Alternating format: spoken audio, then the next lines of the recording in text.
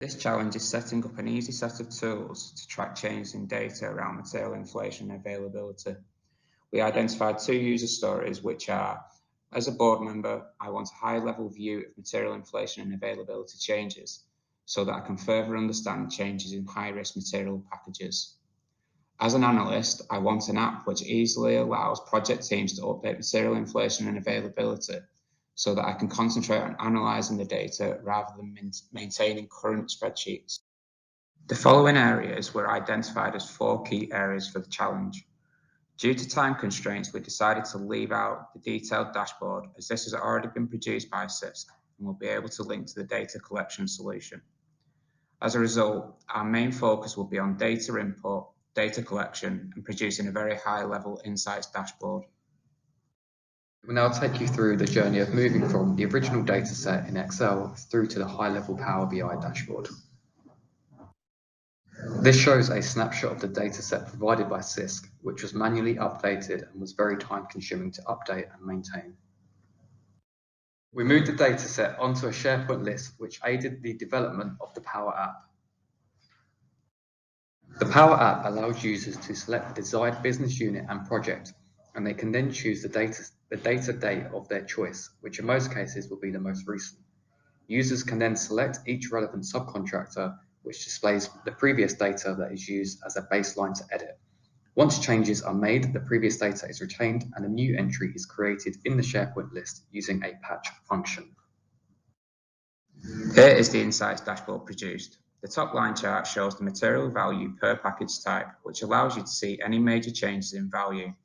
The bottom left visual shows the value over time by risk status, which indicates a reduction in value of this. The bottom right shows the current value of material packages by business units and projects when drilled through, split by the risk status. This is the SharePoint list, which is used to hold the data and which drives the Power App. The app can be used by selecting the relevant business unit, the project name, and the week commencing. And then when you click on a subcontractor, this loads in some pre-existing data. You can then use this to enter new data for any updates that you have. You can either edit this existing record or create a new record by clicking this button down here. And once that loads through, you can see that this then updates the SharePoint list.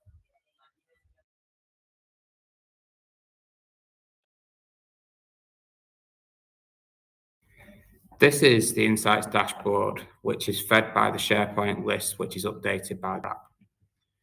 Along the top, we've included some filters, which allows us to select individual business units, which then amends the whole of the dashboard. We've also got a date filter, which allows you to change the date for each of the weeks. And then I'll go into the visual. So this visual allows you to see the changes of each of the packages, and where there's a difference of a gap between each of the lines, that shows that there's more of an increase in the difference of values. In the bottom left, it shows each of the values for each of the risk statuses, with the red being the most high risk packages. And as you can see over time with this data set, the high risk value is actually decreasing. In the bottom right, we've got the current values for each of the business units, which allows you to actually drill through to the project names as well. So if I click on UK East, it'll provide the actual details for each of the books. Benefits of the solution.